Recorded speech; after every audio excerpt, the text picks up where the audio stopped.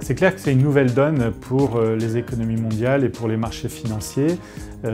Ça ne veut pas dire d'ailleurs que les États-Unis ont tort d'engager le bras de fer avec la Chine. C'est vrai que la Chine ne respectait pas un certain nombre de conditions et donc d'équilibre qui permettent un juste jeu des forces commerciales.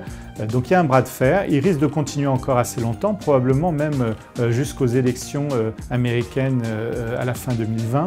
Donc on risque d'avoir une escalade encore peut-être jusqu'à 25% de droits de douane sur l'ensemble des produits chinois. Donc ça peut avoir deux conséquences. D'abord, ça crée une incertitude au niveau des entreprises sur leurs investissements, leurs chaînes de production, éventuellement leurs marges.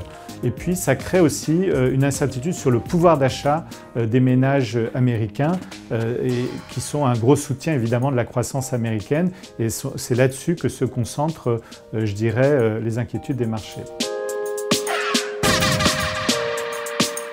Alors pour l'instant, on n'a pas encore l'impact total puisque les droits de douane sont encore à un niveau relativement modéré. Il est clair que s'ils augmentent davantage, ça fera davantage souffrir les marges des entreprises concernées, le secteur industriel qui, je dirais, interagit avec la Chine. La Chine est également en train de prendre des mesures de rétorsion, donc ça peut avoir un impact sélectif sur certaines valeurs cotées.